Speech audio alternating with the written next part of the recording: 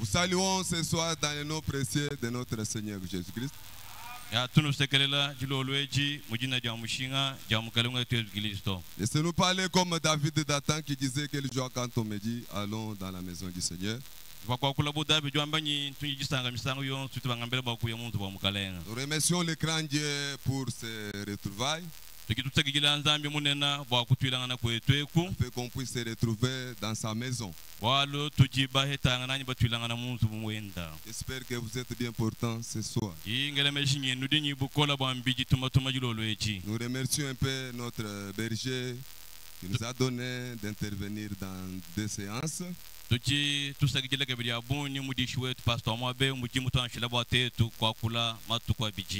Dieu les bénisse et les garde aussi. Yambana me dit que tu ne peux pas aimer Dieu sans aimer ses enfants.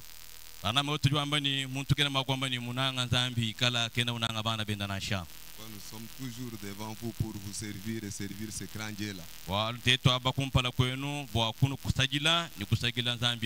tarder, je vous prie de vous lever pour honorer la parole de Dieu.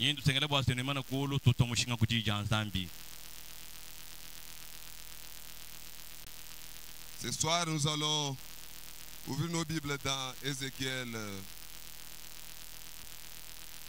chapitre 36. Ni tukangule mikanda ye tumukanda wa Hezekela chapita wa makumi asambombu ni wa makumi asunyimu isambombu. Le verset 25 jusqu'à 26. Bala kanungu kama makumi abiri ni kitanu ni kama makumi abiri ni kisambombu. Lisons au nom du Seigneur Jésus. Bala ibon sumujina ja mukelenga Yesu Kristo. Je répandrai sur vous une eau pure. Ni mwangala jahanwenu mai yakazeza. Vous serez purifiés. Je vous purifierai de toutes vos souillures et de toutes vos idoles. Je vous donnerai un cœur nouveau et je mettrai en vous un esprit nouveau. J'ôterai de votre corps les cœurs de pierre. Et je vous donnerai un cœur de chair. Et le Seigneur ajoute les bénédictions à la lecture de sa bonne parole. Inclinons nos têtes pour un mot de prière. Dinda dimpe pajika byoso memane ngambibwa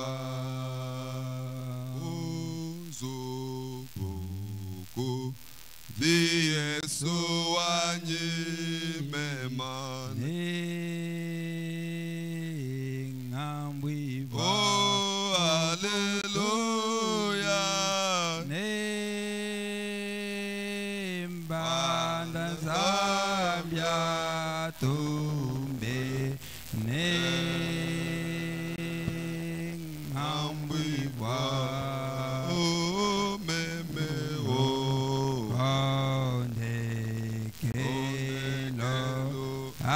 Alléluia, Peigne,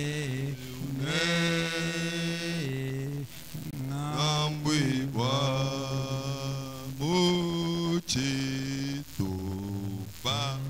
Chikesa emo memane, Nambouiboa.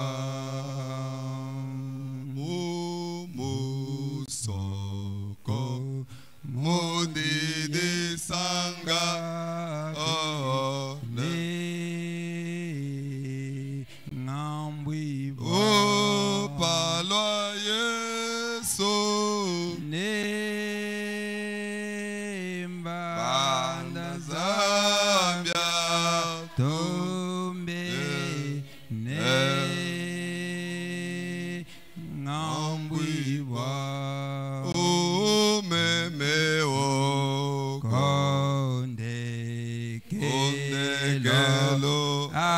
Alléluia, Peigne, ne ngambwiwa baya mande Mimi wa moyo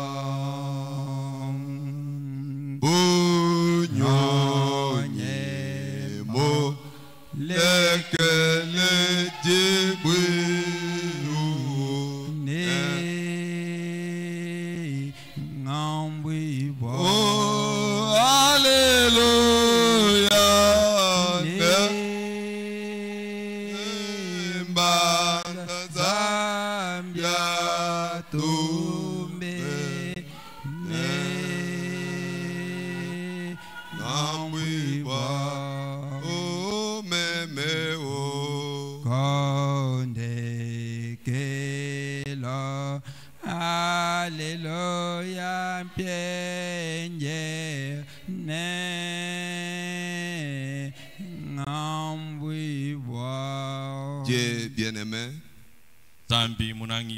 te remercie encore une fois de plus pour cette partie que nous allons entamer.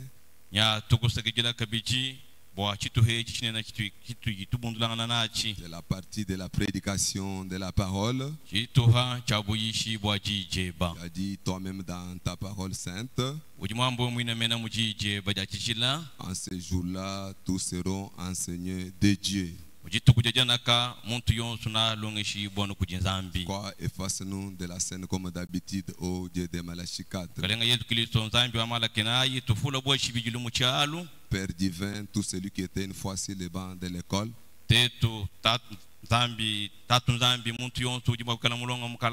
il pourra manier la Bible comme on vient de le faire. Mais le seul qui a la capacité d'expliquer, c'est toi, oh mon Dieu, mon roi. Écoute au travers tes enfants. Alors, donne à mon frère qui m'interprète des mots appropriés pour que nous puissions diriger cette parole dans l'âme de tes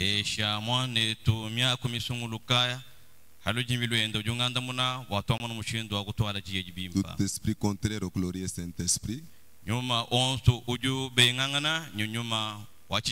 que ça puisse quitter ce lieu. Et ton glorieux Saint-Esprit puisse planer au-dessus de nous du début à la fin.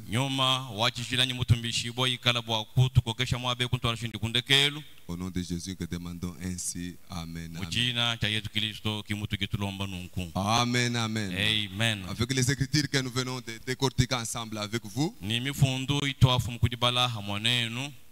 nous allons bavarder un tout petit peu sur le sujet que William Branham avait intitulé « Que faut-il pour mener une vie chrétienne ?»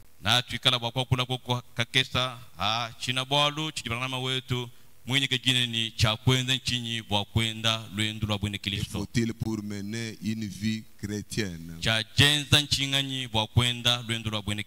En d'autres termes, il interprète pour dire que qu'est-ce qui constitue une vie chrétienne là?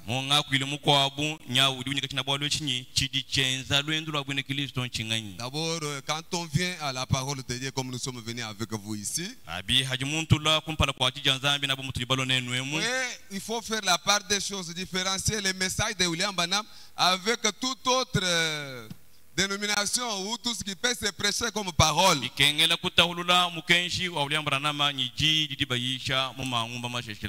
Branham a dit, d'abord on devrait se connaître chrétien quand on vient dans la parole aujourd'hui. Alors, être chrétien, c'est être exactement comme Jésus-Christ.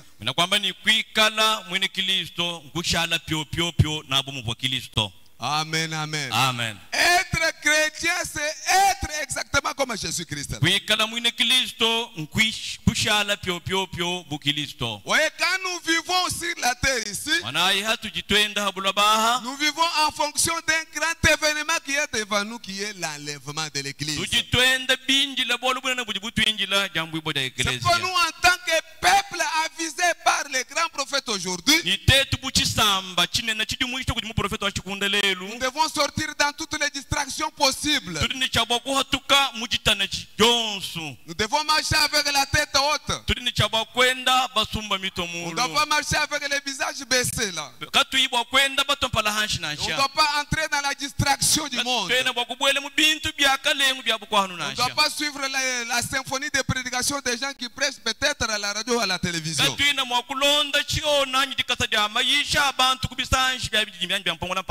Amen, amen. Puisque vous voyez, dans ces temps de la fin, les gens ont la démanquation d'entendre les choses qui sont agréables à l'oreille. Les gens commencent à se copier même les prédications. Amen, amen. Ok, William Branham dit, s'il fallait copier, moi j'allais copier seulement le Seigneur Jésus-Christ. N'imitez personne. Ne prenez personne comme votre modèle. Alléluia. Amen. Prenez Jésus comme votre modèle. Et qui est Jésus? Jésus est la parole de votre temps. C'est pour nous en tant que chrétiens, on devrait avoir des préalables qu'on devrait accomplir comme des chrétiens. Que faut-il pour mener la vie chrétienne? La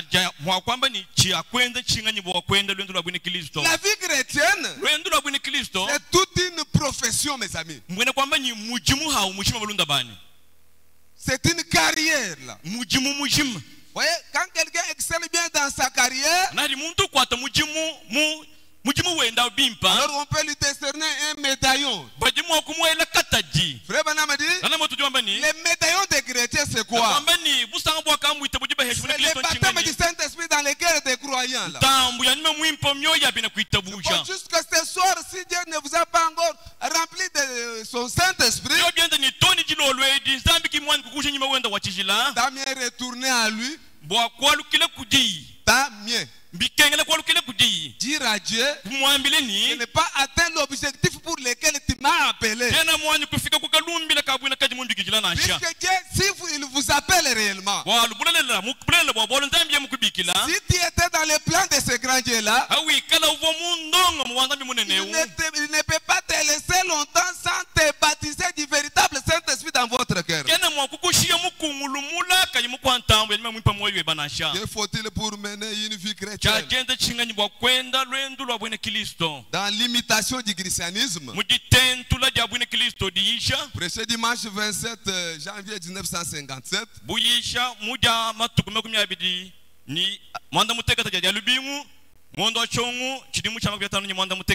le grand Branham a dit ceci. Son paragraphe 15 d'abord. Est-ce que vous appuyez William Branham? Eh bien, nous avons beaucoup de gens qui cherchent à imiter le christianisme. Donc.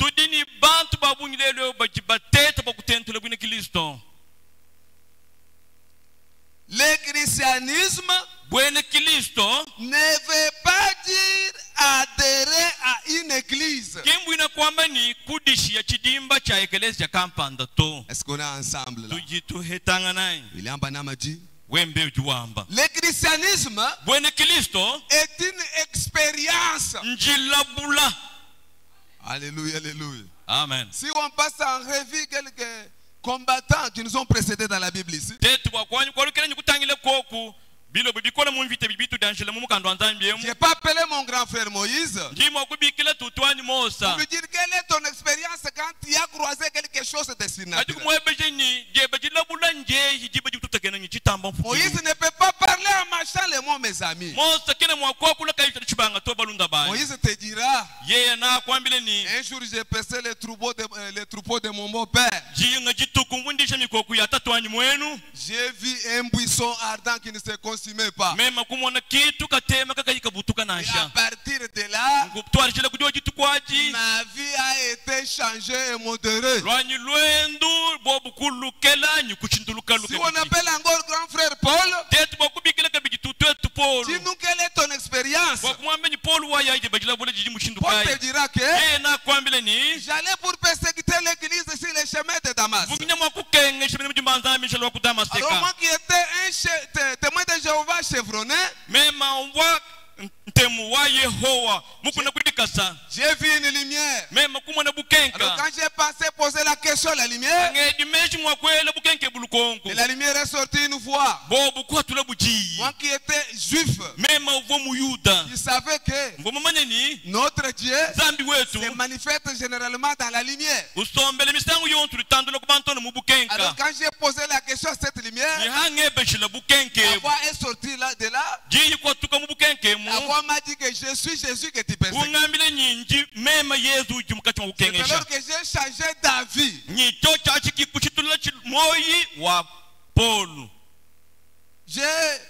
Donc j'ai abandonné l'ancienne religion que j'avais pour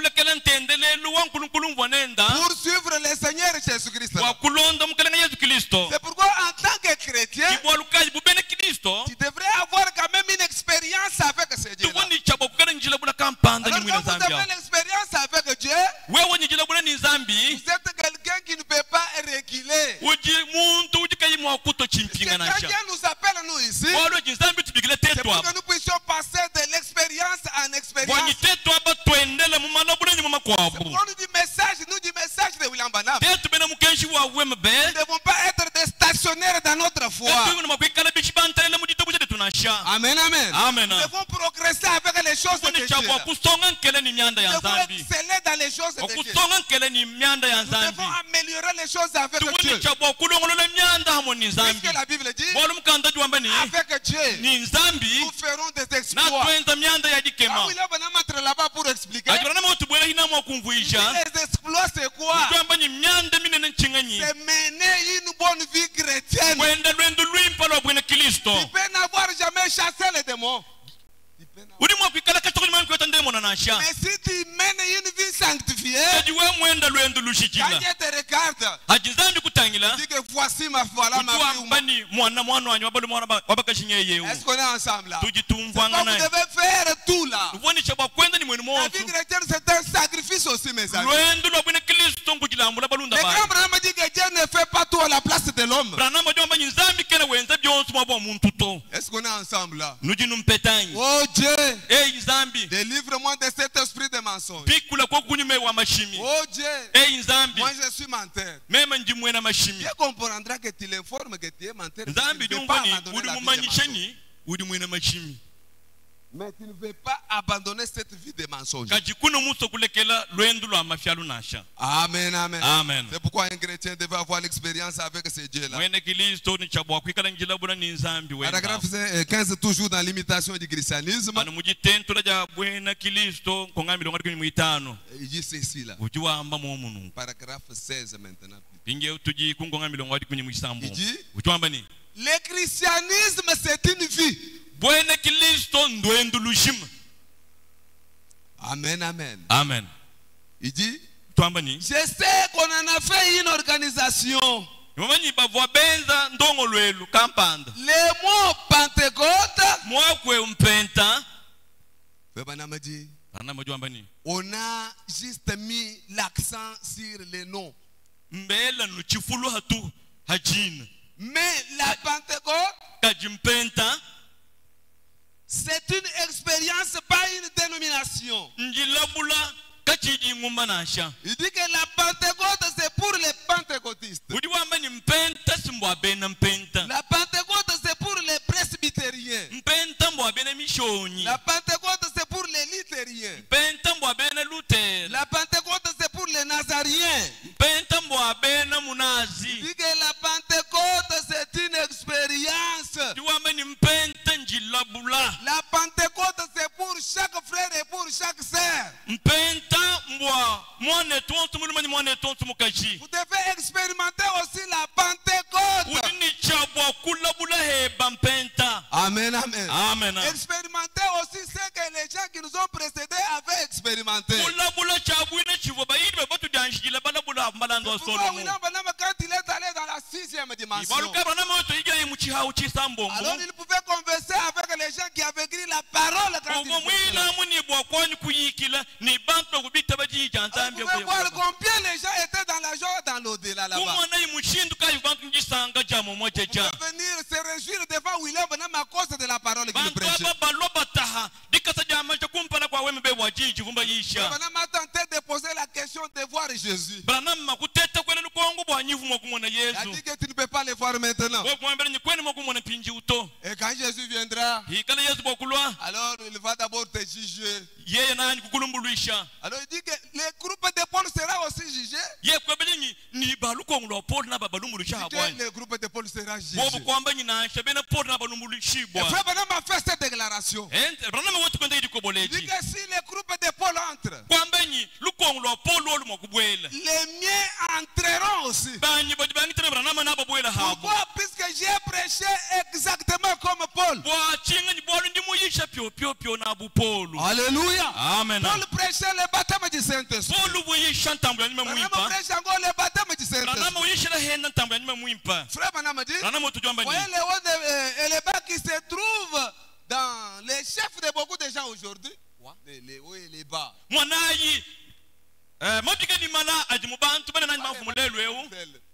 Marcher comme chrétien, difficile les quoi, la vie. Les gens ont contourné les choses essentielles.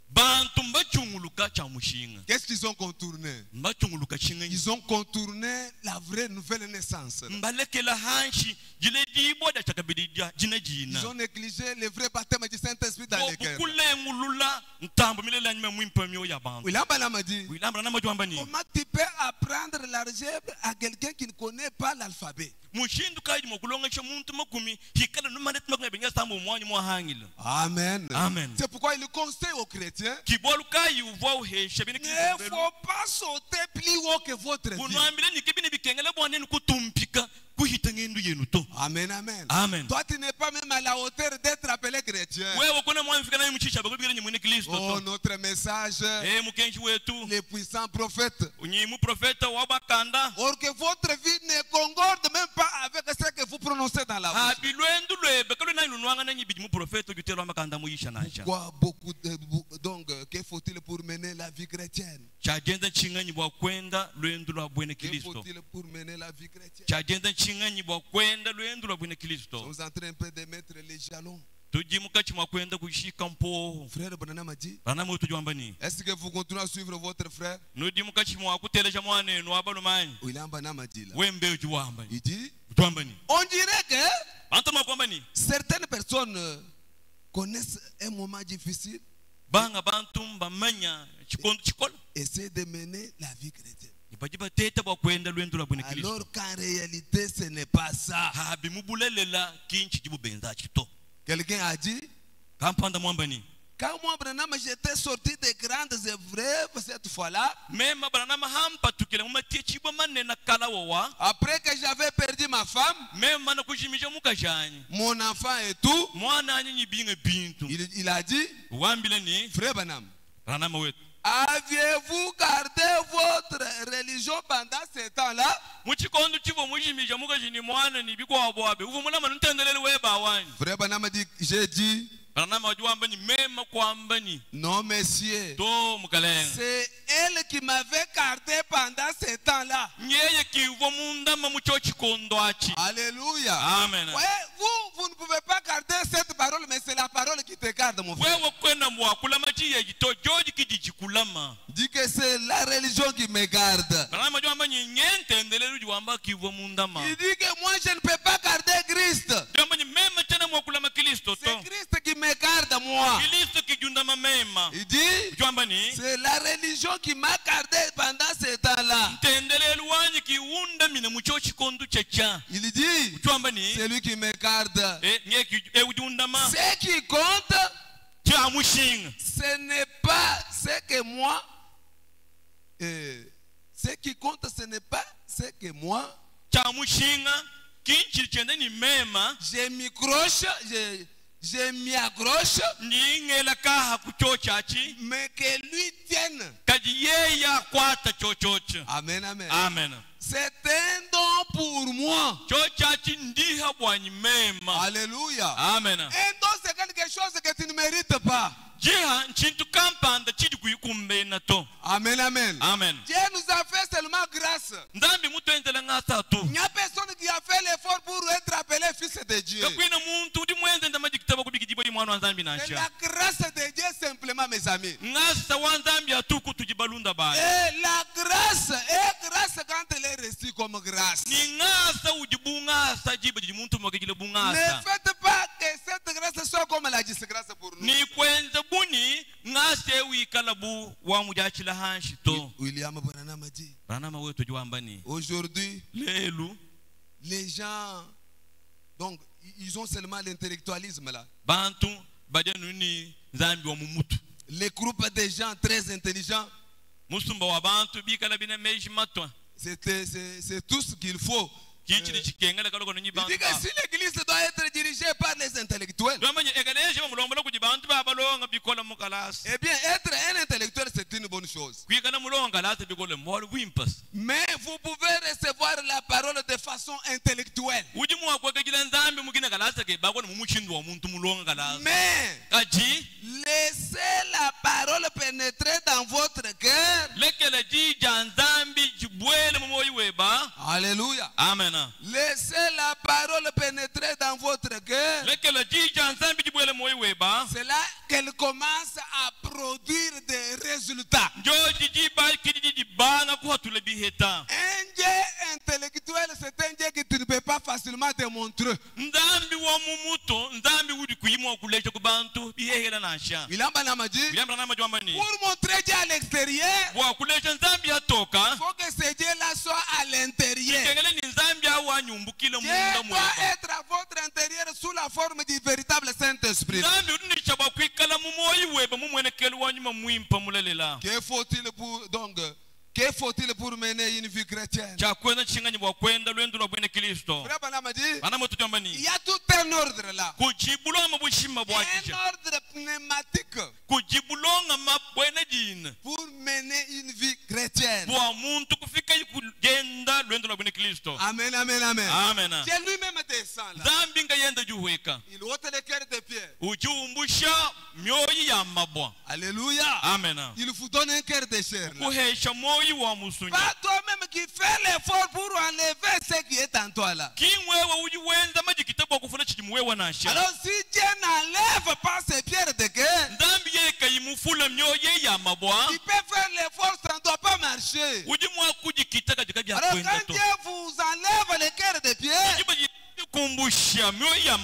et qu'il vous donne le cœur de chair, alors que quelque chose peut arriver dans votre vie. C'est à ce temps-là que tu peux parler comme le grand apôtre Paul.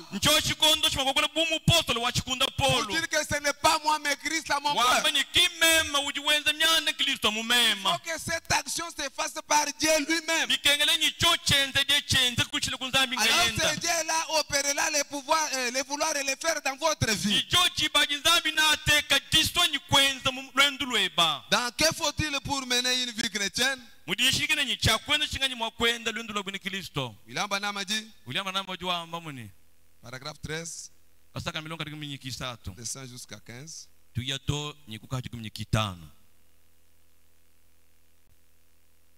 Branham a dit,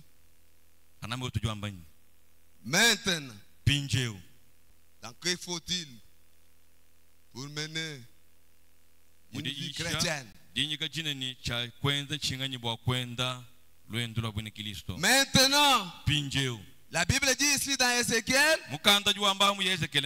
je vous donnerai un cœur nouveau. J'aime ça. Dieu parle toujours de quelque chose de nouveau. Il ne veut pas dire qu'il va réparer l'ancienne condition. Il vous donnera un cœur nouveau. J'ôterai les cœurs de pierre que vous avez. Je vous donnerai un esprit nouveau. Il n'a pas dit, je vous donnerai donc, je vous donnerai une vieille église retapée. Non. Mais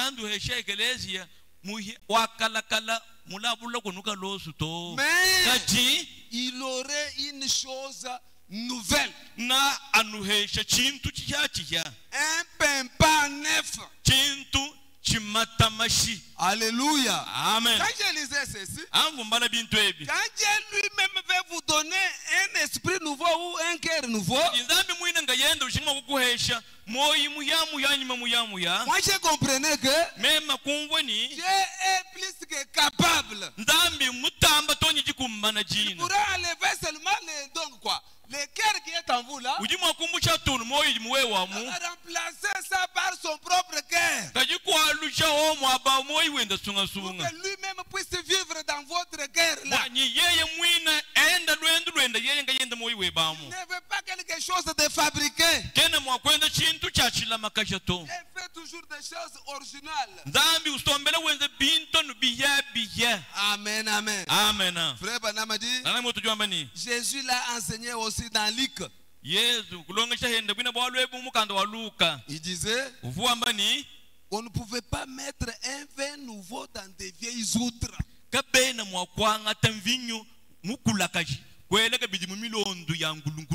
Amen, amen. Amen. Le message, c'est un nouveau vin, mes amis. C'est trop difficile que Dieu bénisse les vieillards qui ont écrit la parole. C'est trop difficile pour les vieillards d'écouter les messages actuels ici.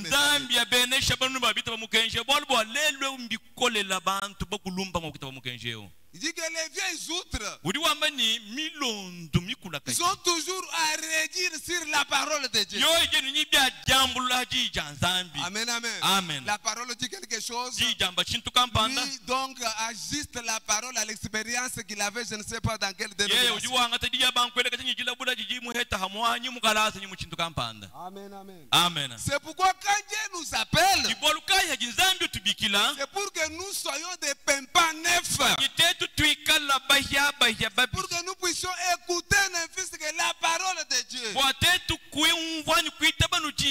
Alors c'est Dieu lui-même qui aime qu'il veut lui-même enlever les cœurs de pierre à nous. Alors quand il enlève les cœurs de pierre, c'est pour qu'il puisse vous donner les cœurs de chair. Alors un cœur de chair, c'est un cœur flexible à la parole. C'est un cœur quand on prêche la parole, la profondeur qui est là-bas fait écho avec la parole de Dieu. Un cœur qui te rendra malléable à la parole de Dieu. Dieu veut lui-même ôter les cœurs de chair là. Quand on prêche la parole, quand vous sentez les controverses en vous là, dire que le vieux cœur de pierre est toujours là-bas. Amen. Amen. C'est pourquoi tu devrais retourner à Dieu là. C'est pourquoi ne comptez pas les années que tu as fait dans les messages. Mais comptez sur l'action de Dieu dans votre cœur là. Puisque la Bible dit, les premiers seront les derniers là. Le début d'une chose, Branham dit, ne compte pas sur tout.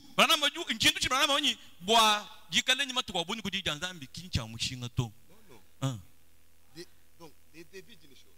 Ne compte pas sur tout. Plutôt, c'est la fin de la chose. Amen, amen. Amen. Branham dit, vous serez surpris de la nature des gens que vous allez trouver aussi. Amen, amen. Amen. C'est pourquoi il faut demander la grâce de Dieu chaque fois quand vous marchez sur la terre. Il y avait un frère vétéran qui croyait ces messages depuis longtemps. Oui. Il y avait quelqu'un. Alors lui taxait tout le monde de païens. Il y a certaines personnes qui exagèrent, mes amis. Il ne voulait même pas voir quelqu'un qui ne croit pas à la parole. Oh frère Branham dit, c'est lui que tu taxes chaque fois païen là. Il a déjà dit combien de fois allons à l'église qu'il a refusé. Il y a certaines personnes fatiguées de cette vie-là, mais qui manque seulement quelqu'un qui dit non, allons à l'église. Regardez même les gens qui bagarrent, par exemple. Ils peuvent se chamailler. Ils sont au bout, mais attendant seulement que quelqu'un vienne pour dire non à cet assez laissé. Alors maintenant, ce monsieur-là, il avait exagéré. Mais vous savez là où il a fini? Il a fini dans les dialogues. Abandonnant toute l'expérience qu'il avait donnée là. C'est pourquoi tu diras à Dieu, garde-moi jusqu'au moment où tu vas me couronner. Que faut-il pour mener la vie chrétienne? D'abord, vous devez aller chez ce Dieu-là, dire ôte le cœur de pierre. Si votre cœur donc est en contradiction avec la parole. Pour que Dieu puisse vous donner un cœur de chair. Puisque un cœur de chair, c'est un cœur tendre qui peut t'aider à avaler la parole de Dieu. Dans l'église, et sa condition où il a banama dit pourquoi nous allons à l'église. L'église et sa condition, paragraphe 21.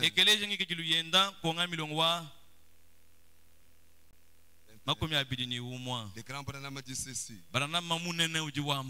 Ce matin, moi je dirais ce soir, je désire parler en parabole de telle façon que même la personne la plus irreligieuse qui se trouverait ici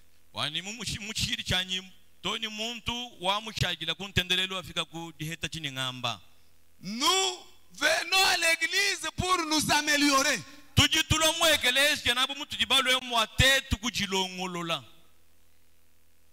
Nous venons faire de nous-mêmes des meilleures personnes,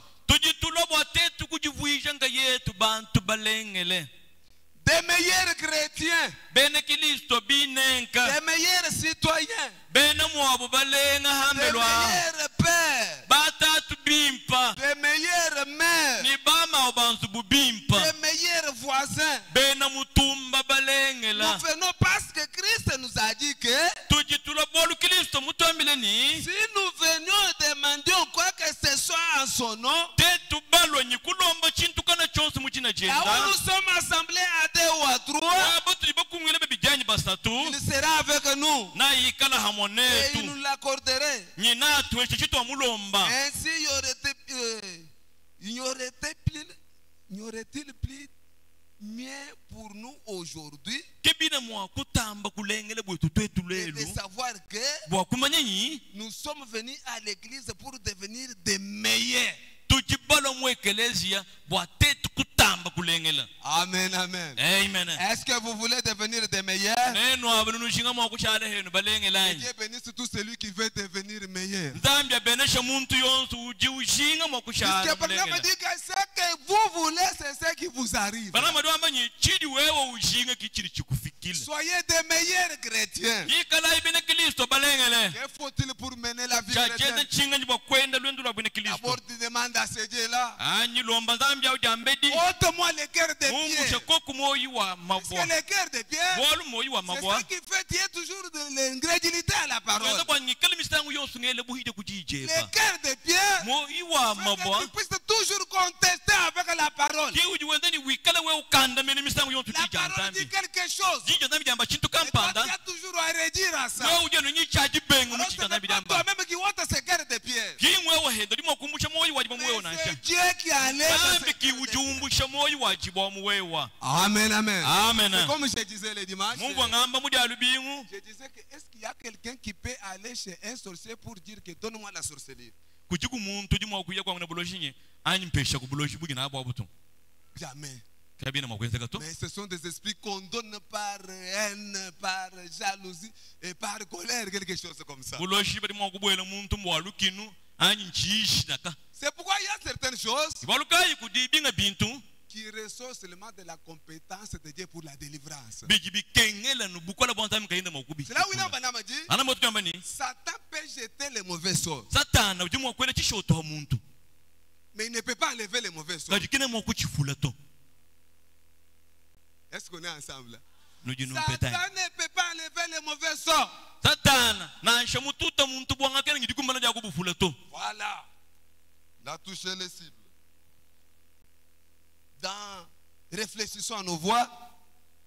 Dans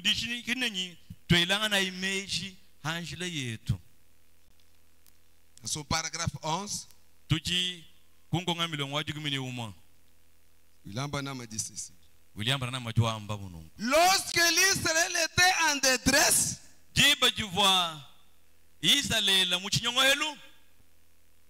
c'est alors qu'il cherchait Dieu. Lorsque les Philistins les envahissaient, l'armée syrienne les assiégeait. C'est alors qu'il tournait, prenait l'arche de l'alliance, la faisait sortir, chanter des cantiques, offrir des sacrifices. Mais là, lorsque Dieu les bénissait, et que tous leurs besoins étaient comblés, alors il les retournait comme détruits, à son bourbier, comme les chiens à ses vomissements. Il semble tout simplement que c'est la tendance des êtres humains. Tendance des êtres humains de devoir être poussés, défaussés dans quelque chose, poussés à adorer Dieu, poussés à adorer même le Seigneur. Quelqu'un veut qu'on les supplie pour venir à l'église, mes amis. On les fasse toutes sortes de promesses. Frère Branham a dit, si nous pouvions nous asseoir ce soir et réfléchir, y a-t-il de plus grand que la vie éternelle?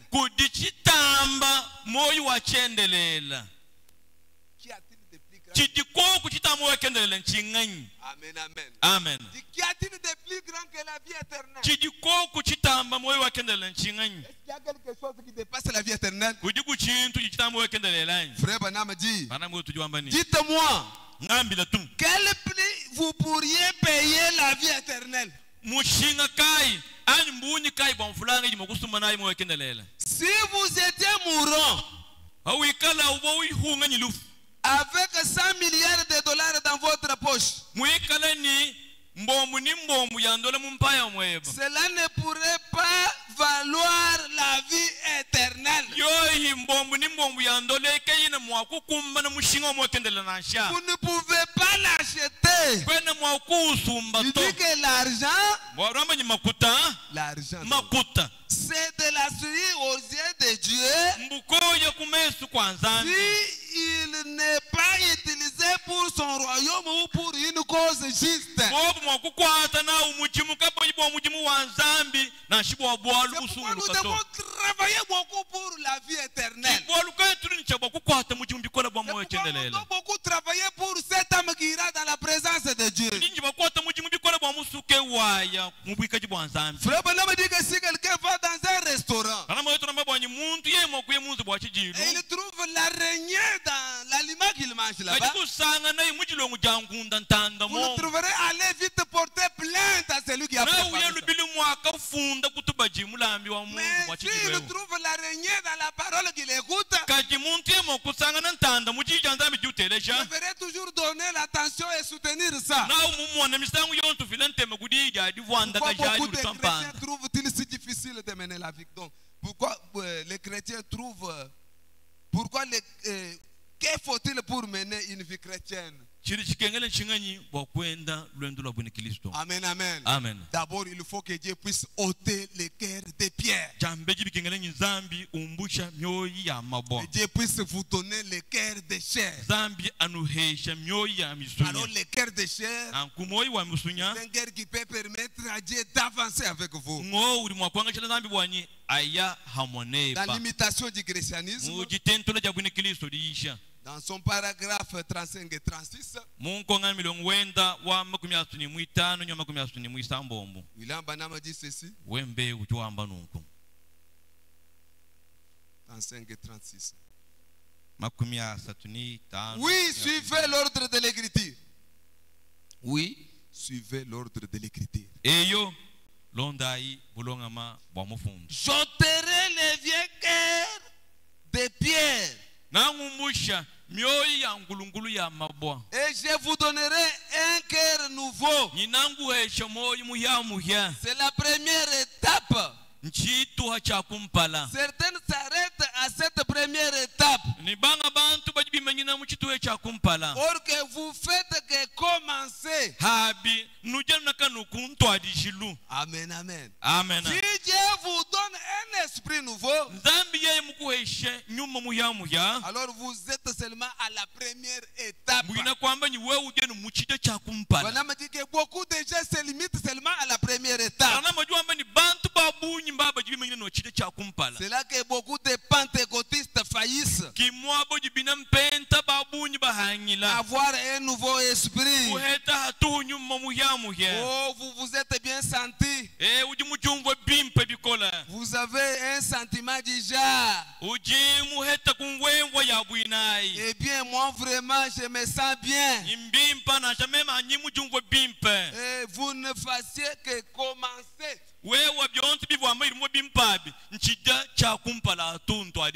Amen, amen. Amen. Tu peux sentir un sentiment étrange là. Alors, il sort, mais pas là à mal de quelqu'un. Il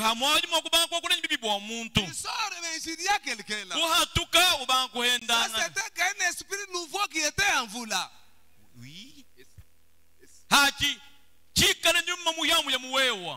Il faut progresser avec les choses de Dieu. Dieu, quand il nous appelle, pour que nous puissions aller avec lui jusqu'au bout. Aller jusqu'au bout, c'est quoi avec ce Dieu-là? Quand il vous remplit du véritable Saint-Esprit dans votre cœur. William Branham a dit. Comment donc vous pouvez vous accorder avec Dieu si vous ne vous accordez même pas avec l'esprit qui est en vous?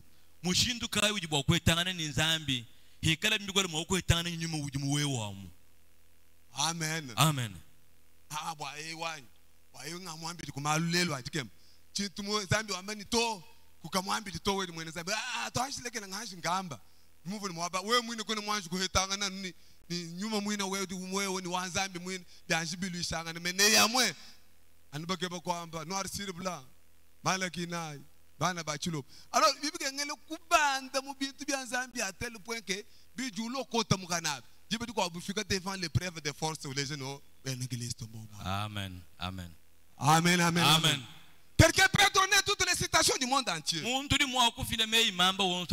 Mukaju mufonu nungwe malongo wonsu banyengi bintu byose kay mo kulala na shimuzu mufoni bayenda kadenda mweze citation musoko yemusho alors de muvoni citation ayi kimi fika na shimu hotel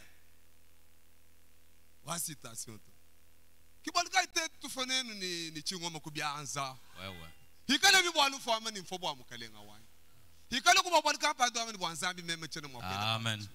Alors kibantu kushisho kumanya buni mbele zambi kadi bwana nama bwa mugana kumpala kwa bwalu bukola kuyuma muntu kayima kubwela muzu bayenda mufuila momutu frère wa manyesi turi bantu babalu bakari bavuma turi bantu bakwe balo banyugo mu impéré dans la parole mwino bo mu dija nzambi mwina mugweba mufana ku neno abiki bakadi muvu ko dija nzambi kala kadi muri mukaji muvu kale mwana wetu mbakulowa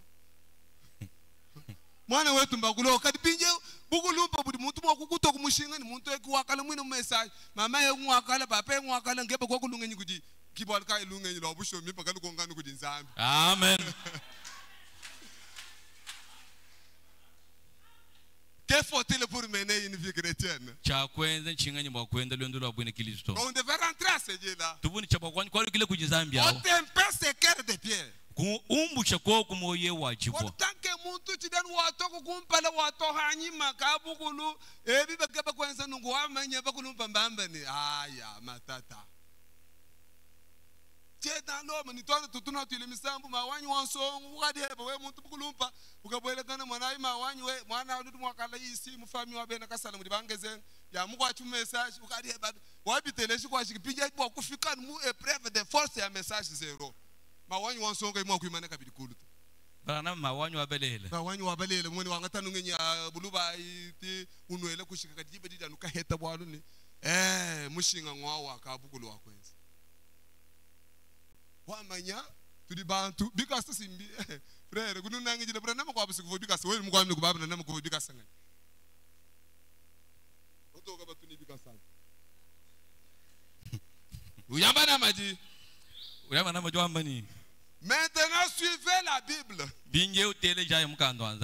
J'ôterai les vieux cœurs de pierre. Je donnerai un cœur de chair. Un cœur tendre. Un cœur tendre. Quand il vous donne le cœur de chair, à ce cœur de chair là, Dieu vous donne un esprit nouveau. Alors quand vous avez l'esprit nouveau, c'est quelque chose qui vous fait accorder toujours avec la parole. Il faut marcher au tic-tac de la parole. Quand la parole vous dit d'aller à gauche, tu suis ce que la parole dit. Alléluia. Amen. Tout ce qui est contre la parole va être votre ennemi. Est-ce qu'on est ensemble? Parce que quand quelqu'un vous enlève dans la parole, même les sorciers pour vous attraper, ils vous enlèvent toujours dans la parole. Laissez-moi vous conseiller, peuple de Dieu. Ne dormez pas sous l'effet de la colère. Est-ce qu'on est ensemble là? Ne dormez pas sous l'effet de la colère. D'ailleurs, la Bible dit que la colère d'un chrétien ne peut pas aller jusqu'au coucher. Amen, amen. C'est pourquoi tu diras à Dieu ce soir. Oh grand Dieu. Peut-être tu étais au niveau du cœur de chair et de cœur de pierre. Alors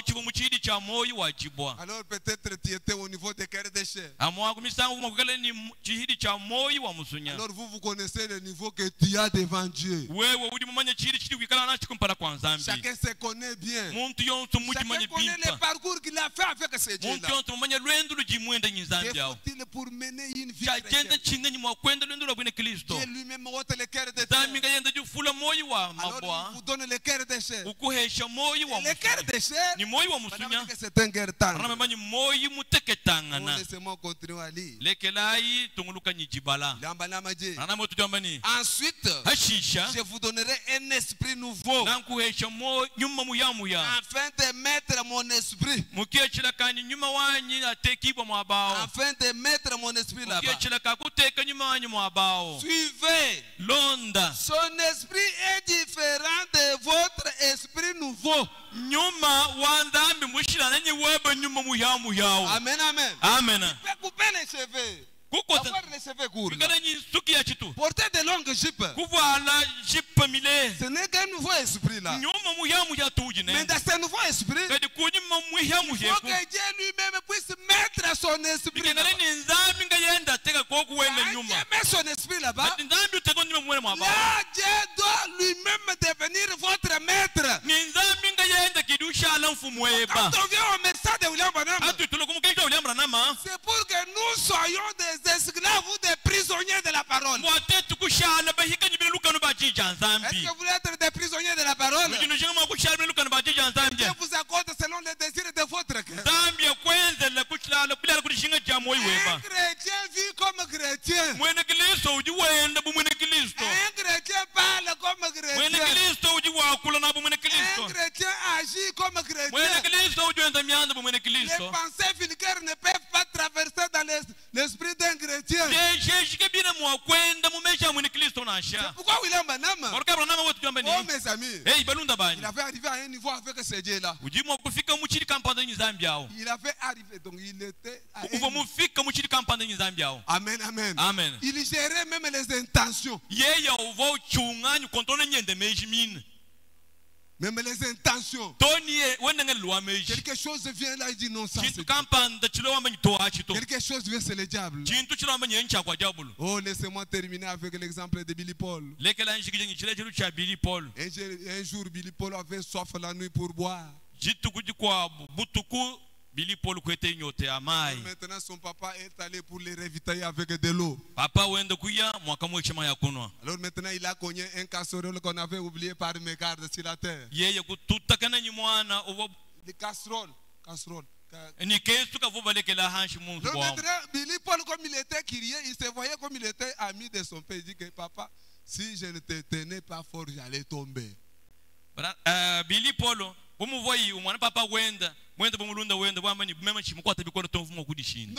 son papa lui dit, c'est moi qui te tenais. Il commence à discuter, mais pas c'est moi qui tenais fort. Comme toi tu peux dire que ces messages ici, c'est depuis 80 que je garde les messages. Non, toi tu ne peux pas garder les messages, c'est les messages qui te gardent. Amen.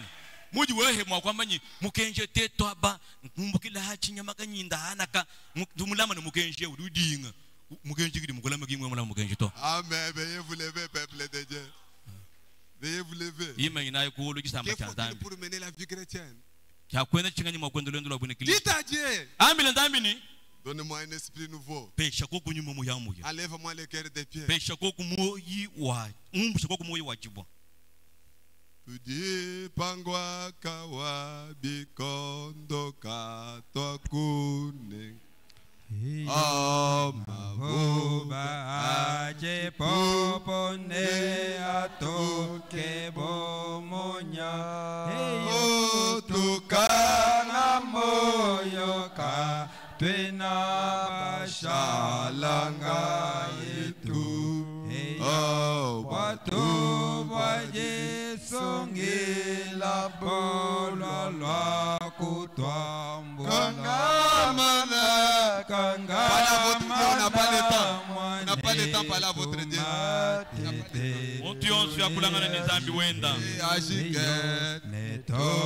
Voilà votre Dieu. On n'a pas le temps.